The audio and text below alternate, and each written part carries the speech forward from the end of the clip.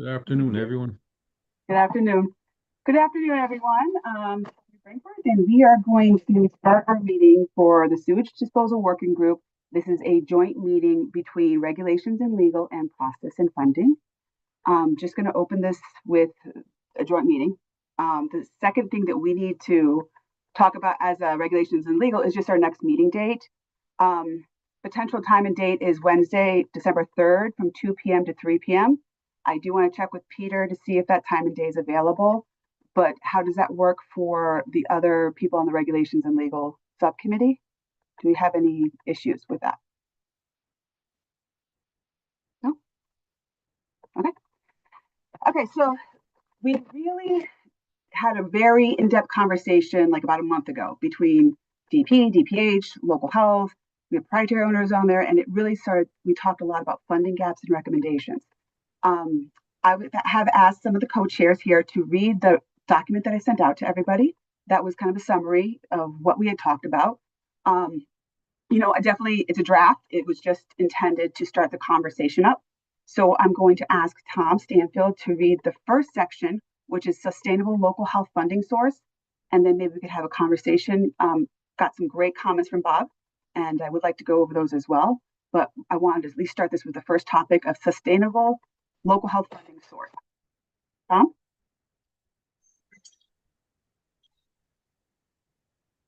For septic systems, local health departments bear substantial responsibility for reviewing every building conversion, addition, accessory structure, tear down and rebuild, and new construction projects.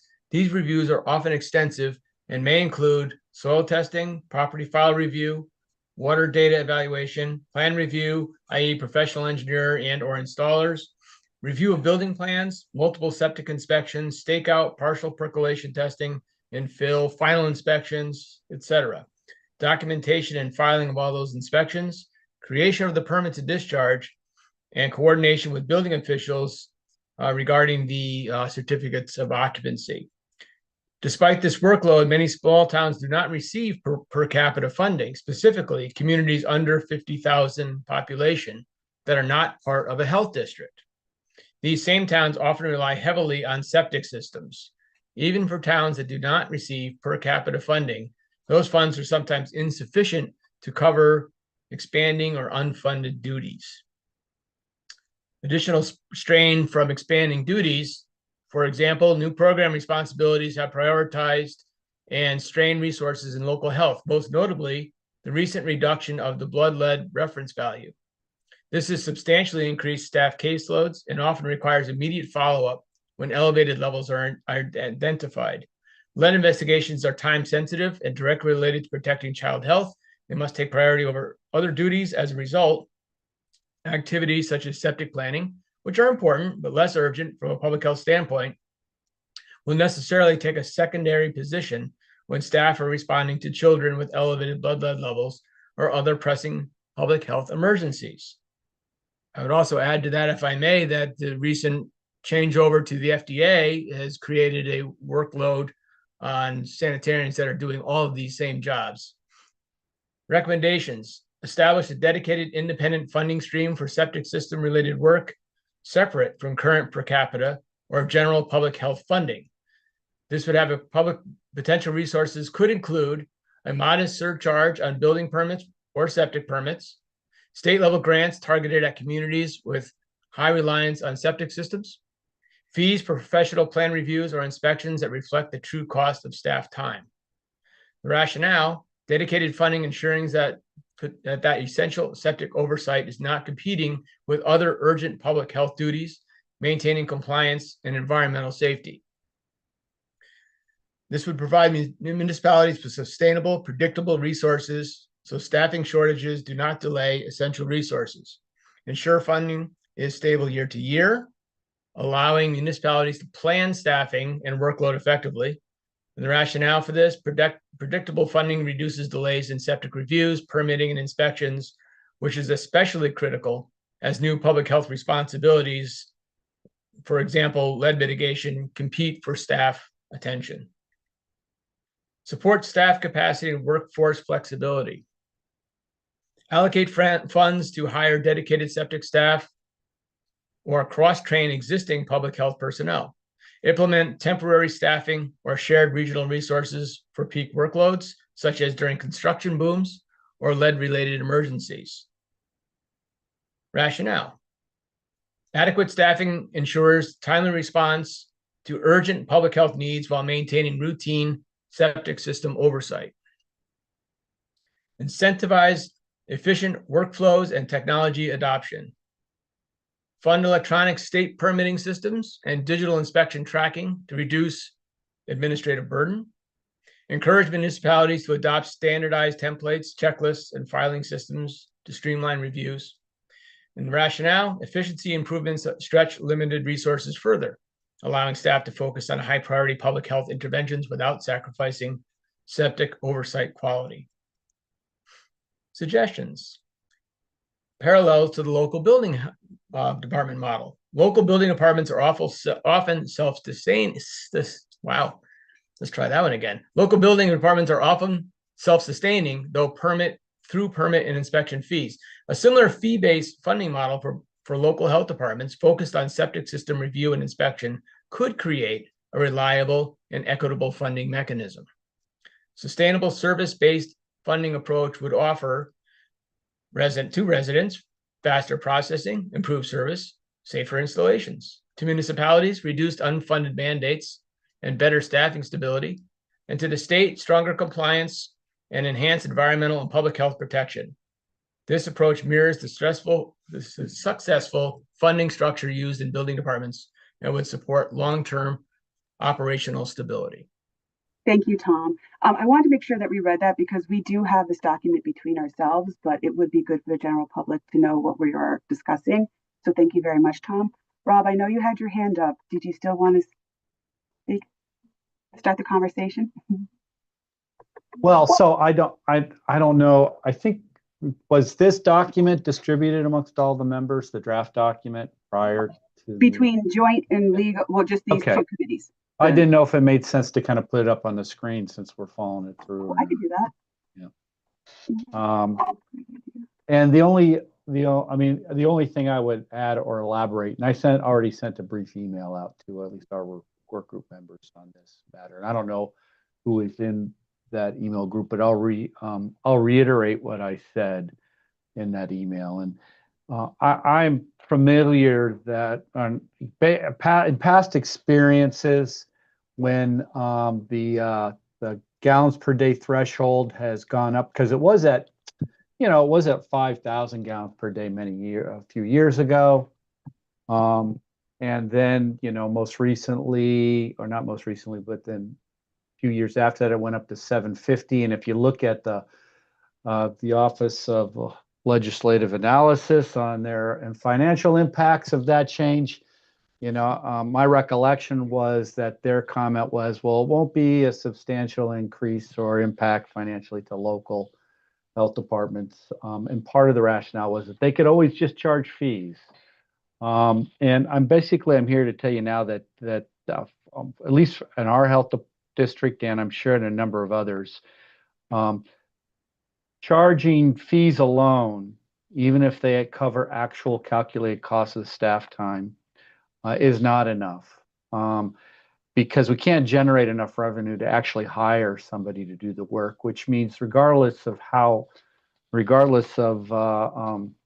and that's because the volume usually isn't high enough to generate, even if it's at actual costs, to generate enough revenue to hire somebody. And so the result, whether we like it or not, is that the existing staff ends up taking on that additional workload.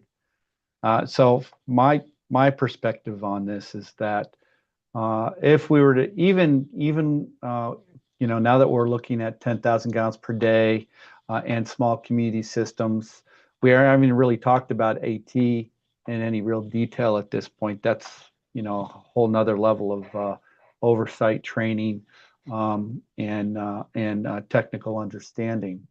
But even with the increase up to 10, we're still looking at workload increases at the local level that fees alone will not be able to give us the resources needed to do this job. And so I just wanted to make that point. Fees in combination with some of these other concepts I'm sure that sounds like there might be some promise with that. So I just wanted to provide that, my 2 cents on that particular point. Thank you. Does anybody want to state anything else from maybe from the Process and Funding Committee? Bob? Sure, Sonia, thank you. I'd be happy to make a comment. And these are just my personal comments, not necessarily that of the committee. One question I have for Rob, and I know Jim has talked about this in our committee, is maybe some of the differences between those towns or municipalities that have their own health district or home health department rather, Mhm. and those that work within a regional health district. And are those same problems or issues kind of similar in both situations, or are there benefits to being involved in a larger, maybe more diverse, better staffed, maybe better funded program when they're regional? And I don't know that. I'm just kind of asking the Sure. question so I No, understand. no, it's a good question. I appreciate the question. Um, you know, first foremost, I am the director for, moderately sized health district, 10 towns, a population of 80,000. We have 50% of our, actually, more than 50% of our population, I'd probably say about, I would say 70% of our population, 65, is served by on-site septic. Um, and so, so land use regulation oversight commands, 75%, 80% of our resources as an agency. And, we have a staff of, 4 field sanitarians and a chief sanitarian. And I can tell you that there are a number of health districts that are kind of our size. I know Chatham's very similar to that Jim works for, and he could probably speak to this also. But for our experiences is that we're going to get and this is another interesting point. I'm not sure how many larger systems we're going to get. These been providing these services for systems above 5,000 and then above 7,500 for some time. So there must be some data out there on how many systems that fall within that range. So I'd be really interested in knowing that number, because then we could obviously maybe project what kind of additional numbers we'd be looking at the local level. But to answer your question, yes, there are some health departments which are much larger, have a larger economy scale. Their existing staff could absorb a little bit more workload, accept the increase in fees, at least on paper, offset those costs. And also, who knows, maybe they could generate enough volume because of their geographic size, or because of some other factor, generate enough volume, which could generate enough revenue to actually hire somebody. It would have to be quite a bit of volume. The problem is, Bob, we can't, at the local health department level, can't look at this in a silo, right? We got lots of other things going on that are commanding our time, especially when you serve rural communities. The common practice is for sanitarians to be cross-trained and capable of handling a number of environmental areas, not just on-site wastewater. And so with everything else that's going on, with everything else that's going on, even 4 or 5, large septic systems that we have to spend time on is going to have a material impact on us at Eastern Highlands. Because of the number of other issues that we're trying to stay up on. And you've heard one already, lead. There are a number of others that we don't have to go into now, but we just cannot look at this from a siloed perspective. We have to keep everything else in mind that we're trying to do at the local level. You don't get, most health districts serve many rural towns, and and sanitarians are often cross-trained to accommodate the diversity of environmental health services that we have to provide in a population like that, because those are the services that our population commands from us. So I don't know if I answered your question. Did that make sense? Yeah. Okay. I would like to actually, after Jim goes, I can definitely give you a perspective from a small time health department. So Jim, go ahead. Thank you, Rob. And then I'll go after you quick. Hi, I'm Jim Karenberg from the Process and Funding Group. Just to coin Rob's phrase, I am going to right now stick to a silo. And the silo will be subsurface sewage disposal systems. And the reason being, I'm going to say it's a silo. It doesn't matter. The local health department is going to be involved in septic systems from 1 gallon up to 2,000 gallons. And we're going to be doing the review process and inspections. Local health departments are going to be involved in the process from over 2,000 gallons to 7,500 gallons. We're going to be involved in the review before we send it up to the state, and we're going to be involved in doing all the inspections. And when it goes over 7,500 gallons, we're going to be involved in doing all the inspections. So it doesn't matter. Local health departments are going to be involved in looking at reviewing and inspections of septic systems, and definitely inspections of septic systems for any volume being proposed to be discharged. So that hasn't changed. And so that's always going to be the common factor at this time. Thank you. Thank you, Jim. So, Bob, for some of us in smaller towns, the forced reutilization that's been attempted quite a few times has not gone over well. The one reason why I wouldn't want to bring this conversation into this conversation is because it could kind of muddy the waters. You know, smaller towns on the shoreline are a little different than smaller towns in health districts, just like large city health departments are different than health departments. We're all different, but we all work well together. We were all in the trenches together. We have a lot of respect for each other. Sometimes a small town is great with septic. So, for example, towns like Westbrook, Madison, or myself, we have water pollution control authorities that people that work for septic because we have to because we're under orders, and the town does pay for that. So I myself have a WPCA tech in Guilford, part-time. I had a full-time one in Westbrook. So it doesn't, I don't know if we should be having that particular conversation. All the rest of your comments spot on, but I'm glad that you brought this up because I think it is something we should get out in the open as soon as possible on this conversation. Again, you know, Rob and I and Jim are going to have different views because of where we worked. I personally don't think this conversation of regionalization, it just might end up going off the rails if we start talking about it within the recommendations of the regulation recommendations. But that's just my own personal opinion, of course.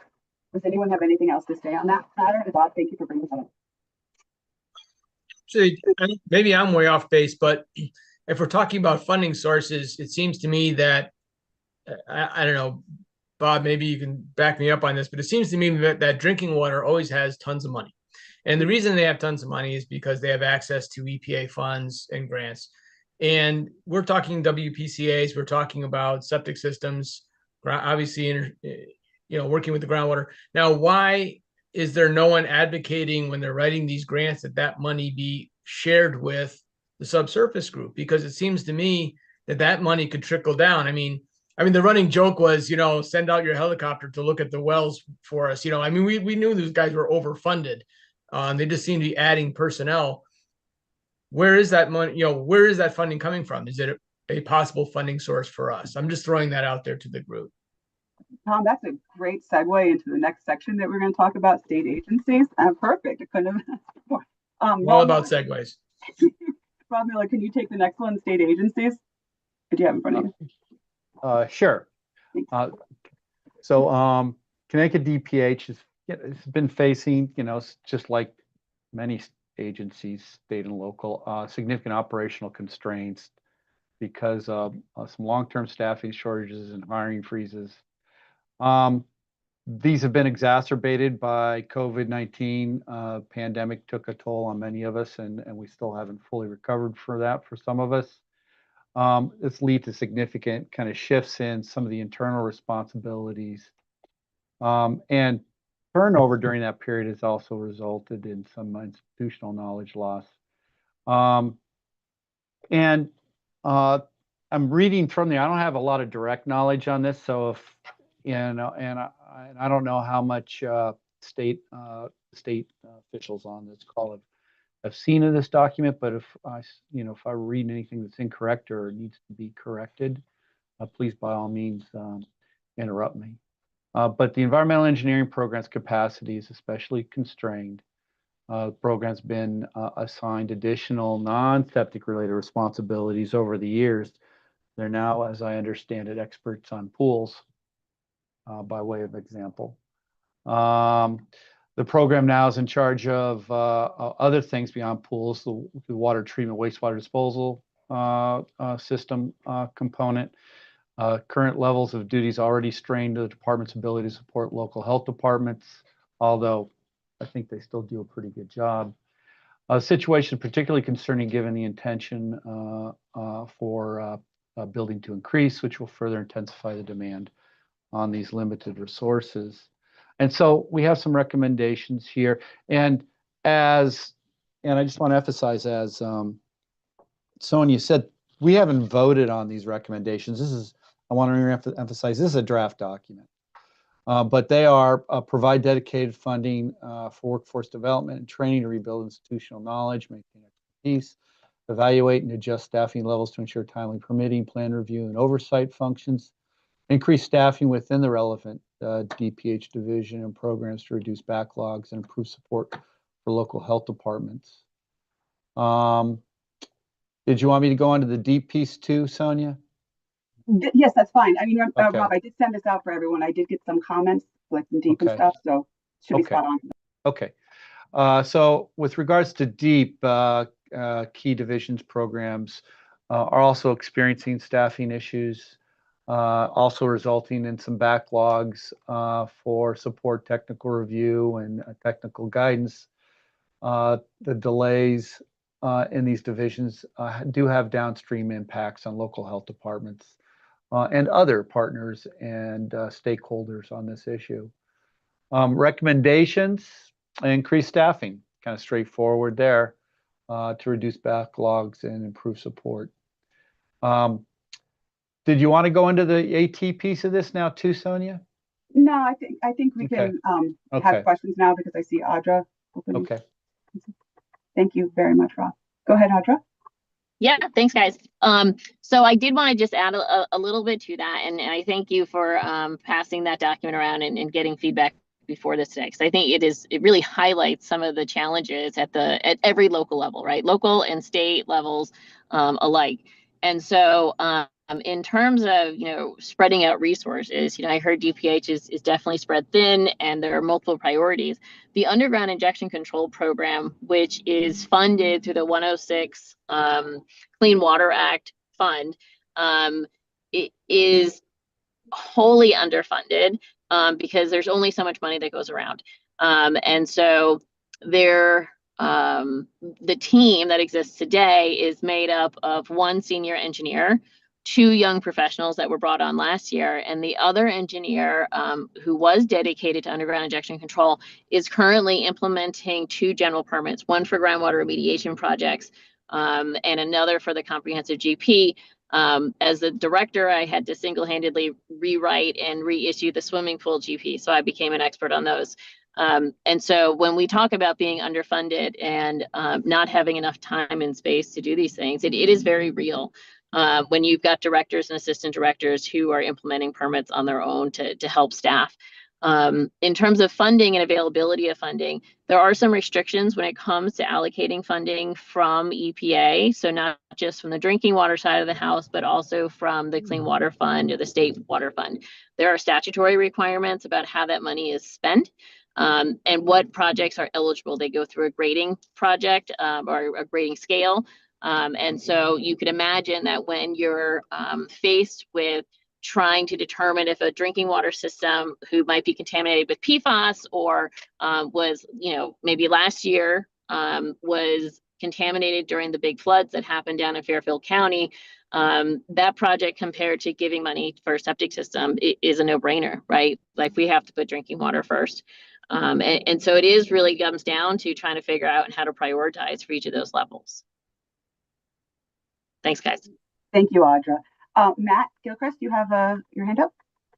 Yeah, I apologize. My camera is not working right now. Quick question, and I'm going to phrase it bluntly, but it's not meant offensively. Are all of our government agencies back in the office now, or are we still remote? And I'll tell you the reason that I asked that question is because we're talking about, loss of institutional knowledge and training new people. And in my organization, we do have a few remote workers that do, specific jobs, but we have everybody back in the office really because of that. And I'm fearful that that kind of has to be part of the conversation if we're talking about institutional knowledge and training new personnel. I can answer that question on behalf of DPH. There are people who work in a hybrid environment throughout the agencies, but unless they have a medical exemption, everyone is required to come into the office for some period of time. But this is all telework is union negotiated. I'd be glad to answer, at least from my perspective, and I think I got a reasonable handle on what many of our colleagues have done. During the pandemic, even during the pandemic itself, the throes of the pandemic, many local health departments were in person because that's where much of the work was being done during the pandemic, was at the local level. And so at least our agency was in person throughout the pandemic and is still in person today. We have one or two hybrid exceptions, but I think most health departments have been, for the most part, or many of them were in person during the pandemic. And certainly I think most of them, if not all of them, are in person now. I'm sure there are some hybrid exceptions. I mean, we learned one lesson, right, from the pandemic, is that hybrid scenarios can work and they can be productive and they can contribute in a meaningful way to the mission of the agency. And so you take advantage of those situations when you can. Our town hall has been open, our health department, we are in office. Audra does have her hand up, so I believe, Audra, would you like to address that? Yep. So I can, from a state level, we do offer a hybrid workplace. And part of that is for staff retention, right? So the states were faced with some of the, I'm going to call it the retirement cliff that occurred. Coupled with COVID, we ran into situations where it was very challenging to retain staff, not just bring them in, but to retain them. And they're looking for that workplace balance. The working staff is different than it was 20 years ago, 30 years ago. And so we do offer remote working. And I will say, similar to some of the discussion earlier about maybe not, go down that rabbit hole about regionalization, the state is required through union contracts to offer remote working for certain situations. And so any sort of significant change to that process or procedure would have to go through a very different process. I agree that it is a different type of management style, and trying to retain that knowledge becomes really challenging at times, but we do have some good succession planning in place to pass down that knowledge. One of the things that I think would be the most helpful in some of that is being able to hire staff before people retire, so that knowledge can be passed down, whether it's virtual or in person. Currently, when somebody goes to retire, it may take up to a year to get that position refilled. And I'm not underestimating, that's probably very conservative. It can take longer than that. And currently, I've had 2 vacancies in my stormwater program for over a year that have not been approved for hire. So that goes to the freeze, so to speak. I think everybody at the agencies, whether you're state or local, is really challenged with doing better. And I think they've done a really nice job doing that with the resources that are provided to them. Thank you. Thank you, Audra. Tom? Funding thing, and I'm sorry about that. That's a perception that we have at local health about where all the money goes. But the more valid point would be having someone researching funding alternatives for local health and actually funding DPH. I mean, if EPA is giving out money for that, they must be giving out money for other things. So I just meant that if is there someone at the state level that does this research, and can that research be emphasized? Because I'd love to see more, more funding like how groundwater gets geared towards our group. That's all I was trying. That's the point I was trying to make. Can I interject real quickly too? So one of the things that Audra had mentioned was, or I think it was you, Tom, clean water funding. So, I think I mentioned this in our other meeting, which was just our meeting, not the joint meeting. So I know towns like Old Saybrook, who have a decentralized wastewater management program, as well as towns like ourselves in Guilford, we do have some access to clean water funding through the Digley private DEP. From what I've learned though throughout the years, it doesn't happen that way through every state. And maybe Audra, you could shed a little light on this for us. Other states, they do use some clean water funding in the sewage part for septic. I believe Suffolk County and a couple other places. I don't want to put you on the spot, Audra or Miriam, but can you guys speak to that at all? Is there any potential possibility of an avenue to access clean water funds for septic as well? So I think one of the things that we could look at, and don't because the allocation of that funding does not come out of my group. It comes out of a different bureau. But I think there is a state statute or regulation that I don't want to say limits, because I think that gives it a negative connotation, but it directs the state to use 106 clean water state funds for certain purposes. And I do not believe that septic and subsurface is part of that. So that might be something we can just earmark to go take a look at and see if that's accurate. I'm happy to have somebody from our another to think that's helpful. Just get Audra, you just broke up pretty bad. Audra, you're breaking up pretty bad. Can anyone else hear her? No. Okay, Audra, we got to bringing someone in to maybe talk. Possibly, I'm not sure if that's exactly what you said, but do you have better connection? You hear now? Very choppy. Sorry. Maybe. I think you're going to go on YouTube. Back. Audra, we will get back to you because you have some really good things to say.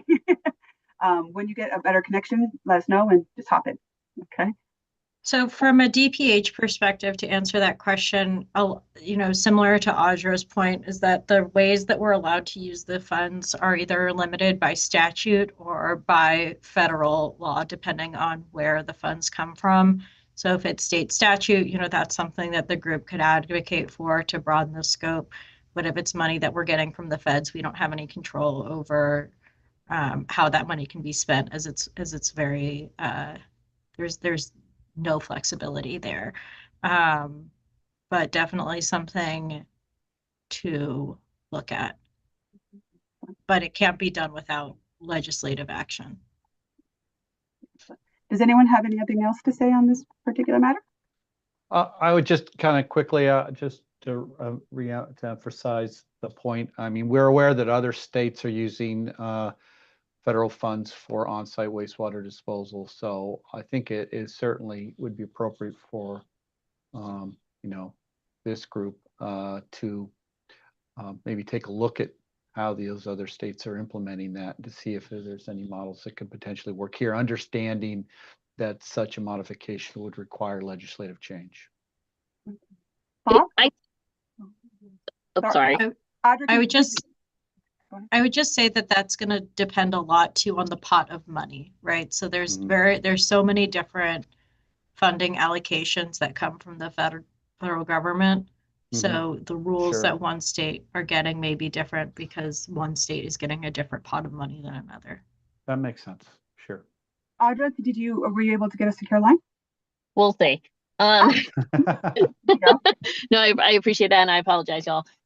So I will say that I am aware of, there's things that are happening in New York and in Massachusetts where there are dedicated funds to help with, say, failing septic tanks. It is something that was looked at by my group and another when I first came on board to really look for additional funding sources. And so I think Massachusetts has one, and so does New York. but it's locally supported. It's not coming from a federal source. It is something that is coming from a very dedicated funding source to support those systems and programs. Excellent. Does anyone have anything else to say on this topic right now? Great. Bob, can you read, we should probably table the funding for AT till later. Can you read protecting towns and residents from financial risk?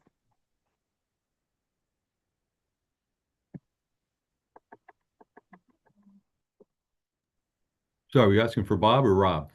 Oh, Bob Smith, sorry. Oh, okay, I didn't know which one we were talking about. Sorry about that, good point. All right, so item 3, you said we'll skip AT. So item 3 says protecting towns and residents from financial risk. Septic system failures are an inevitable consequence of large number of systems statewide. When a system fails and a homeowner cannot afford repairs, responsibility may shift to the municipality, particularly when a system creates a public health issue. Local health departments face a difficult balance. They cannot ignore a failing system, yet they may lack the resources to respond promptly to the immediate public health threat. Additional housing cannot be truly affordable if a homeowner must take on significant debt and mortgage their property to finance the septic system repair. The recommendation is that a state-level assistance fund establish a state-level legal or technical assistance fund to support municipalities during complex or contested cases. Intervention or cost sharing fund. Create a state managed fund for cost sharing model for septic failures when homeowners lack the financial capacity to repair them. Streamline technical opinions.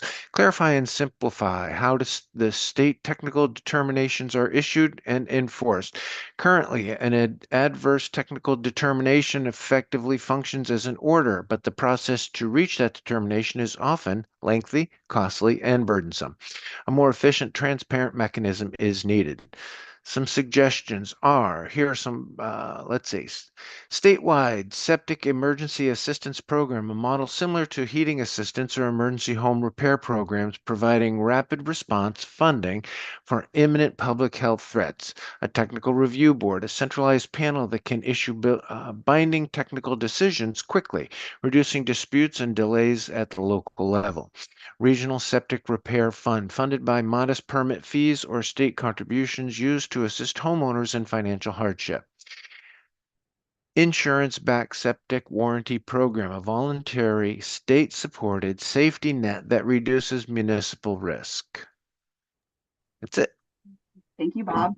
You're welcome. Go ahead, Audra. Yep, I just wanted to add to that. I was in a committee meeting earlier this morning, and one of the things that came up, it made me think it might be applicable to the section here is through state statute, there is a requirement that could be helpful in terms of using it as a model where if a builder or an association is looking to connect to the sanitary sewer, so this is to go to the municipal wastewater treatment plant, they are required to get permit coverage, and they are required to go through a financial assurance process whereby they have a written agreement and contract with the municipality. So that way, if that system should fail, the pump stations, ancillary piping, the municipality has the means to come in and do that immediate work to update. It is a general permit that currently the structure is a general permit is issued by DEEP, and then people just apply to us. We make sure the contracts are legal and binding and that there's a financial mechanism in place. And the permit is pretty straightforward. And it's really just there to help the municipalities make sure that there is a funding stream. So that way, when there is an issue, that they do that. Just thinking, again, out loud is that could be another model to take a look at when we think about means to find funding.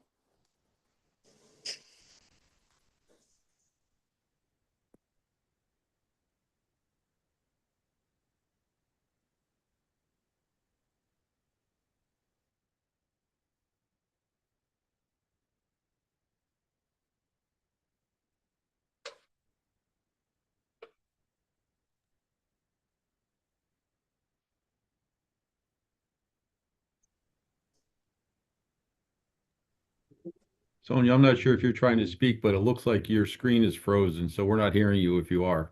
No, my computer completely crashed again. Oh, there you are. You're back. Yeah. Sorry, I can't see people. Rob, do you think you could kind of help me out, or Tom, with who's raising their hand and kind of lead? I'm sorry, my computer just stopped again.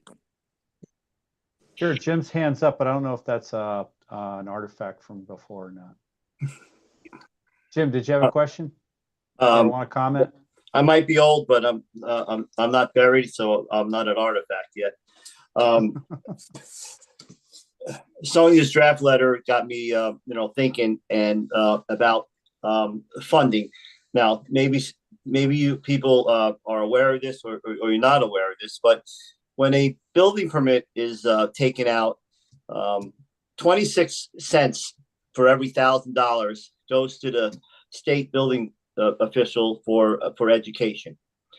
And when a land use permit is pulled out or applied for zoning, for ZBA, for Conservation Commission, and for Planning and Zoning Commission, they have to pay an additional $60 fee, which goes to DEEP.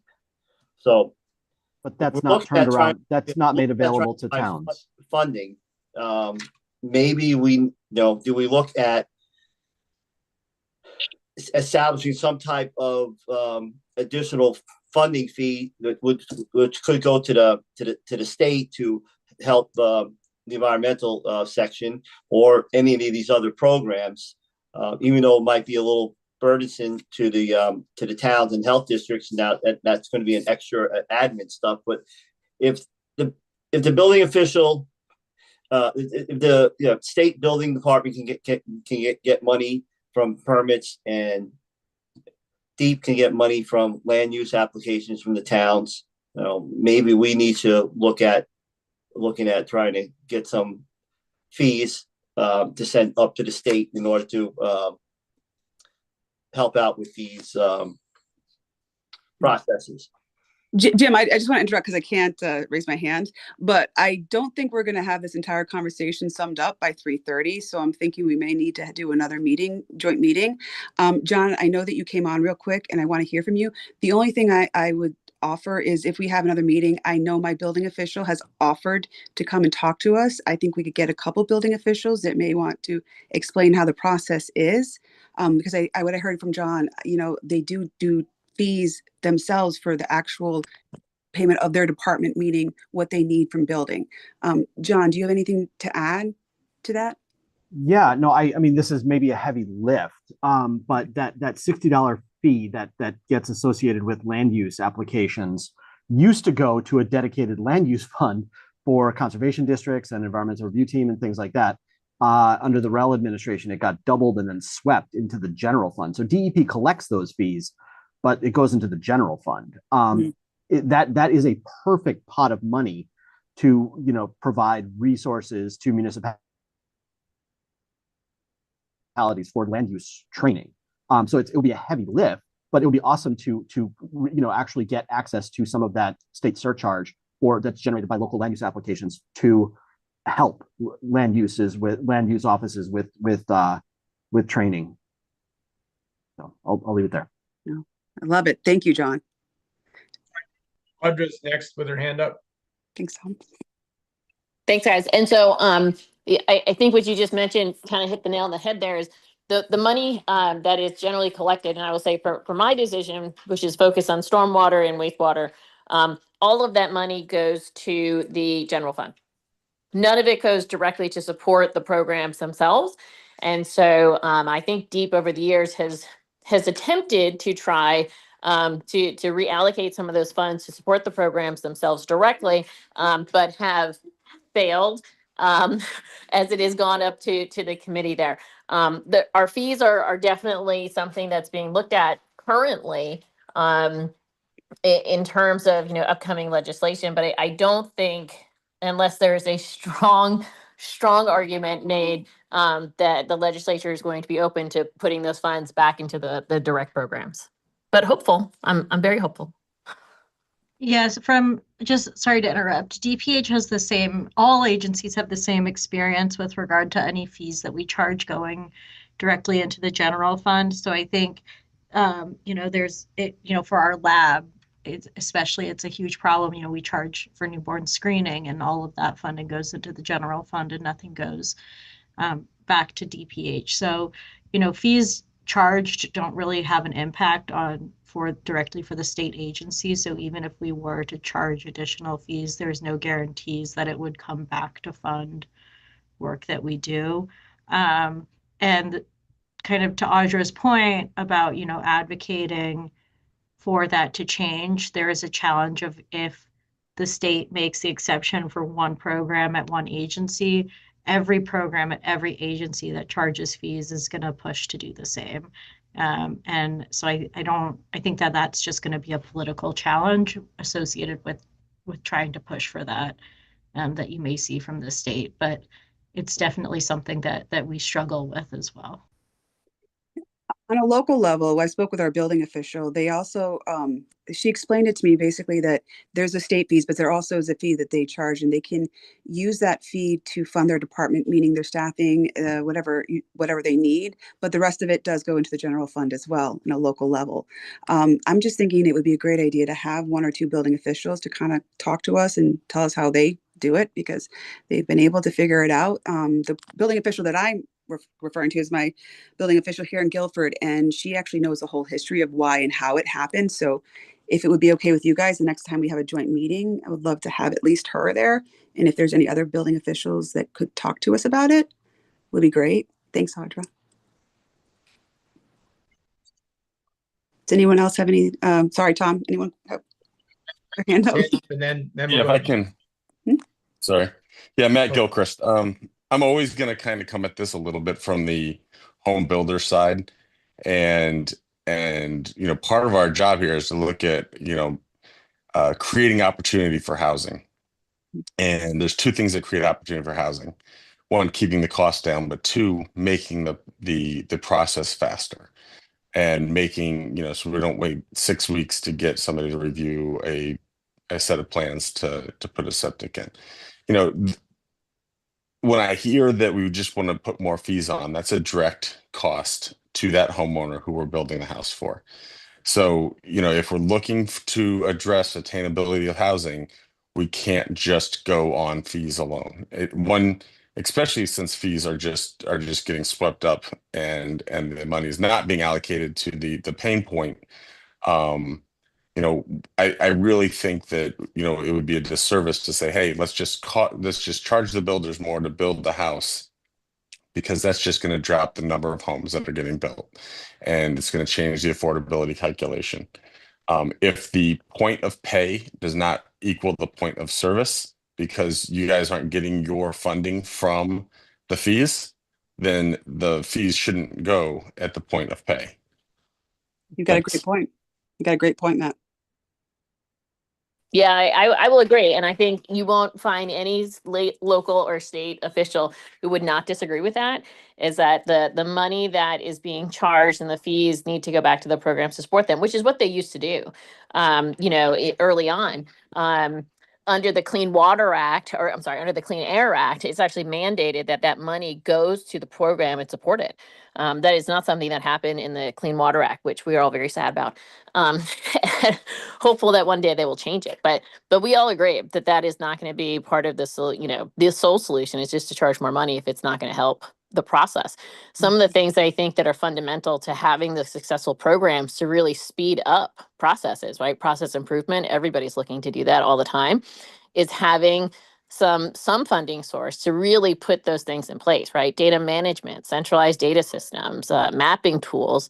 I have one mapping person associated to me, and I share it with 3 other programs, right? That's not an efficient use to speed things up. And in terms of just turnaround time, you know, we prioritize failing systems and repairs over new systems every day.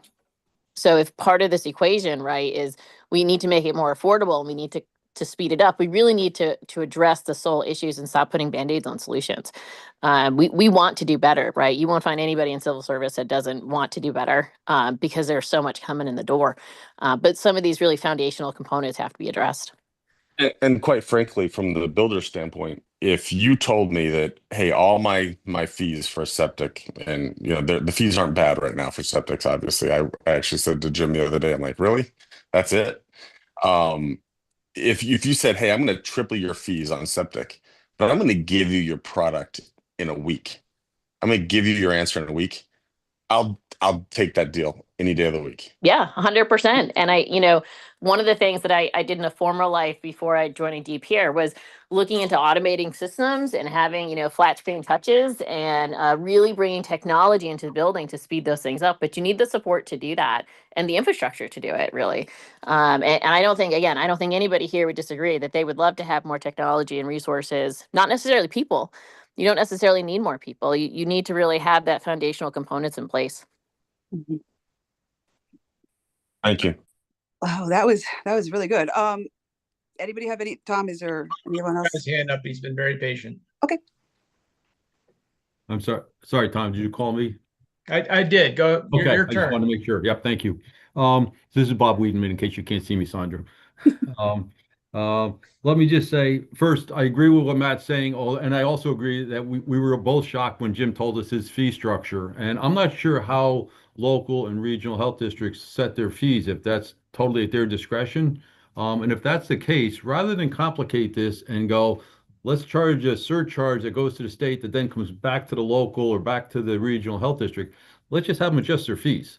And as Matt said, if we can get it done more efficiently, quicker by having a slightly higher fee, I don't think any of us would really complain about that. Now, that does not help DPH and DEEP on their end. So I'm thinking another recommendation of this entire group might be that we either provide more staffing, change the areas of responsibility. Matt shared with us, Matt Pollock, that is, the limited number of people he has in his group and the very broad and very disconnected areas of his responsibility, which is just shocking to us.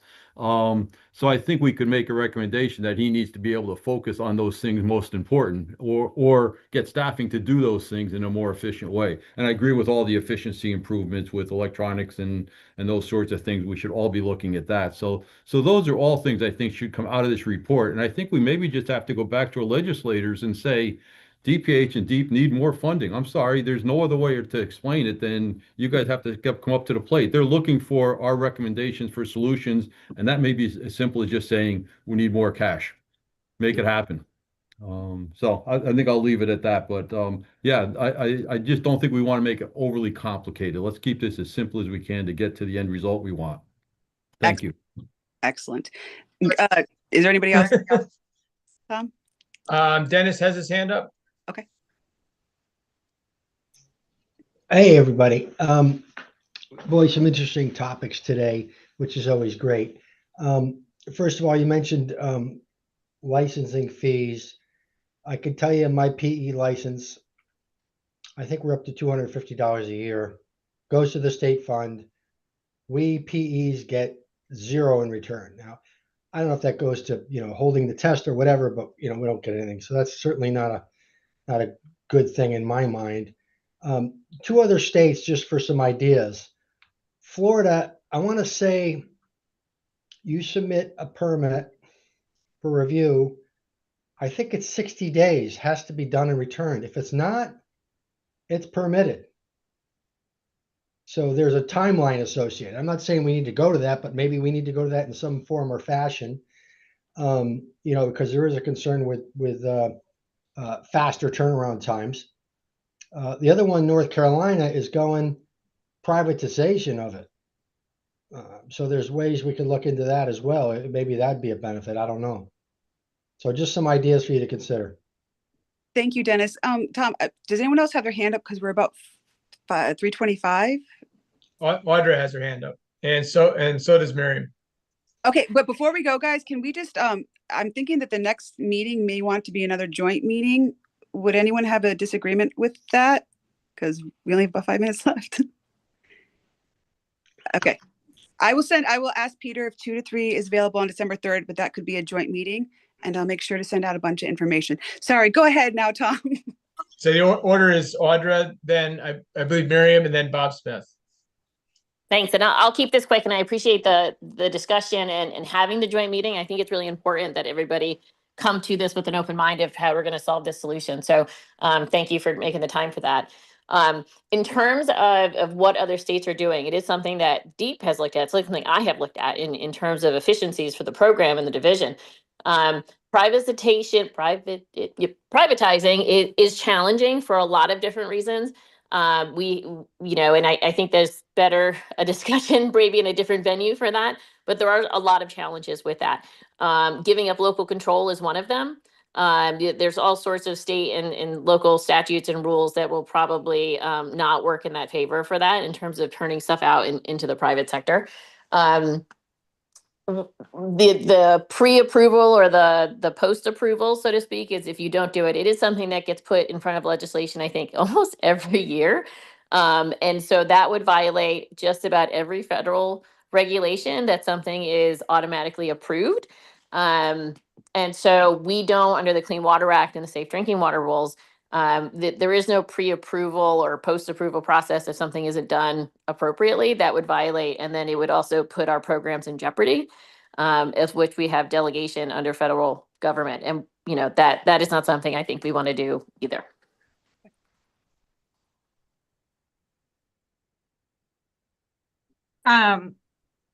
Thanks, Audra. I don't have, that was going to be a lot of what I said. I think that the timeline for approval is definitely something that is on the governor's office agenda with regard to kind of issuance of certifications and licenses.